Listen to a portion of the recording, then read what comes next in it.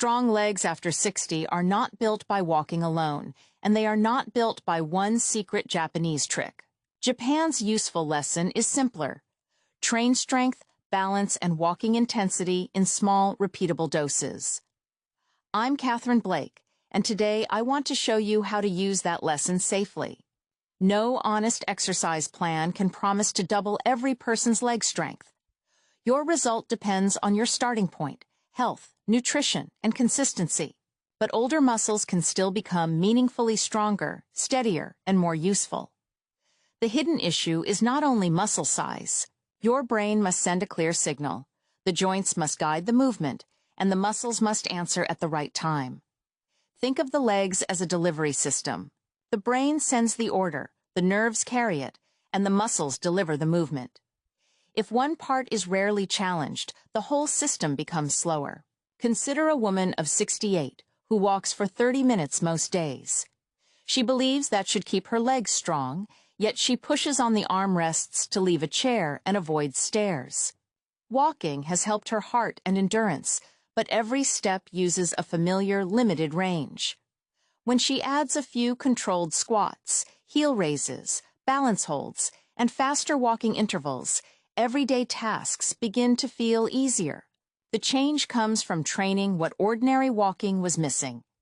Today, I'll show you 5 exercises connected with Japanese approaches to healthy movement after 60. 4 are used in Japan's locomotion training system, and the 5th was developed by Japanese researchers. I'll also show you how to progress, because doing the same easy amount forever is like trying to fill a bucket with the tap barely open. Before starting, place a stable chair or counter nearby. A chair that slides is not support.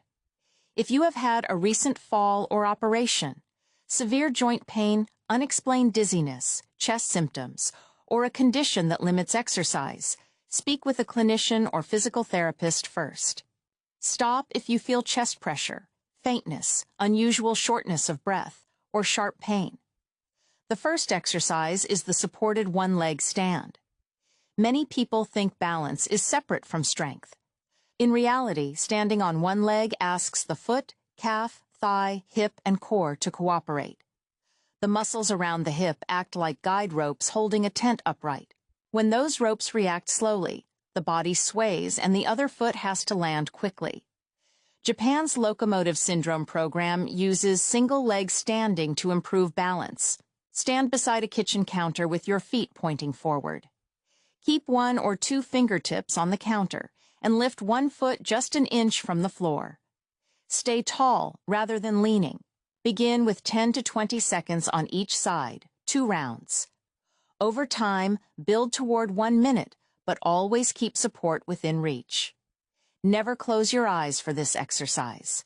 The goal is not to prove that you can balance without help. The goal is to make the ankle and hip muscles work while remaining safe. Progress by using a lighter touch, not by moving away from the counter. This first movement wakes up the control system.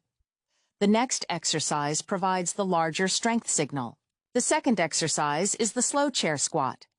People often think a squat must be deep or heavy to count. After 60, a controlled sit to stand can be enough to challenge the thighs and buttocks, especially when the lowering phase is slow. Your quadriceps and gluteal muscles work like an elevator motor. If the motor is weak, the arms begin pulling the body out of a chair. Place a firm chair behind you, set your feet about shoulder width apart, and lean slightly forward from the hips. Push through the whole foot and stand.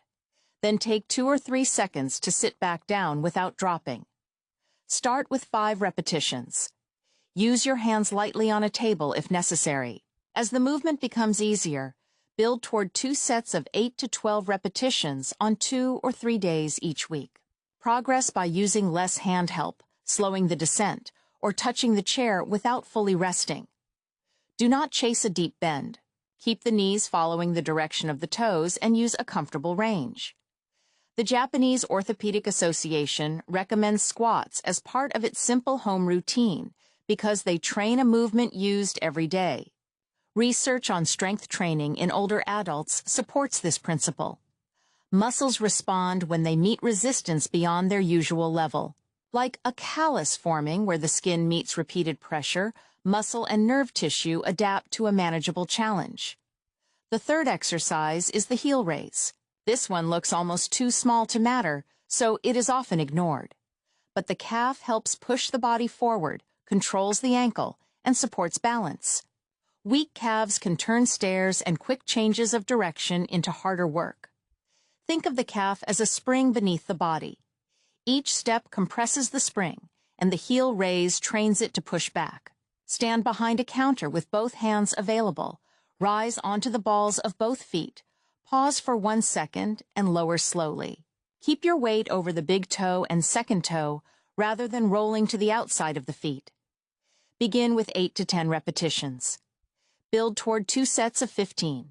When that feels easy and your balance is secure, place slightly more weight on one leg while keeping both feet down. The fix is not to bounce higher. It is to lower with control. That slow lowering phase tells the calf to stay strong through the full job. If you plan to practice these movements this week, comment yes. A simple commitment can make it easier to follow through. The fourth exercise is the supported forward lunge. This is where many people get caught off guard. They think lunges are only for athletes, or that the front knee must travel close to the floor. The useful version is a small, supported step that trains each leg to accept weight separately. Walking and climbing stairs are split-position activities. One leg supports you while the other moves. A lunge is like a practice step, with the motion slowed down. Hold a sturdy counter. Step 1 foot forward, keep both feet facing ahead, and lower only a few inches by bending both knees. Push through the front foot to return. Keep the step short enough to feel stable. Start with 3 to 5 repetitions on each side. Use a shallow range and stop if there is sharp knee or hip pain. Build toward 2 sets of 8. If stepping forward feels unsteady, begin in a split stance and simply lower and rise without moving the feet. The Japanese locomotion training approach includes forward lunges because they challenge the thighs, hips, and balance together. But strength that cannot support several minutes of movement is incomplete. The fifth exercise is Japanese interval walking. People often assume that every walk must stay at one comfortable speed. Comfortable walking is valuable, but the body becomes efficient at it. To create a stronger signal, Japanese researchers studied alternating faster and easier walking. Picture a dimmer switch rather than an on and off switch. During the faster interval, you raise the effort. During the easy interval, you lower it without stopping. Begin with 1 minute of purposeful walking, followed by 1 or 2 minutes at an easy pace. Repeat 5 times. The faster pace should make you breathe more deeply while still allowing short sentences. It should not become an all-out effort. As your fitness improves, work toward 3 minutes faster and 3 minutes easier for several rounds. A Japanese study of middle-aged and older adults found that 5 months of higher intensity interval walking improved knee extension and flexion strength more than continuous moderate walking. That does not mean everyone should begin with the research dose. Start with what you can control, use a flat, familiar route, and increase the faster minutes gradually. The next part determines whether these 5 exercises keep working. Progression. People often repeat the same 5 easy movements for months and wonder why improvement stops. The body is like a careful builder. It adds support only when the current structure is asked to handle a little more. Change one thing at a time. Add 2 repetitions, extend a balance hold by 5 seconds, use slightly less hand support, or add 1 faster walking interval. Then give your body time to adapt. Muscle tiredness that settles is expected. Joint pain that grows during the session is a signal to reduce the range or seek guidance. Recovery also matters. Exercise provides the building request, while food and rest provide the materials. Aim to include a protein-rich food at meals, such as eggs, yogurt, fish, tofu, beans, or poultry. A protein supplement may support muscle recovery when food intake is not enough, but it is support, not the source of strength. Vitamin D may help when a true deficiency is contributing to weak or painful muscles, but taking extra vitamin D does not automatically improve strength when levels are already adequate. Consult a doctor before using either supplement, especially with kidney disease, other medical conditions, or regular medication. Now, you know the real Japanese lesson. It is not a promise to double your strength overnight. It is a practical system. Train balance with the supported one-leg stand.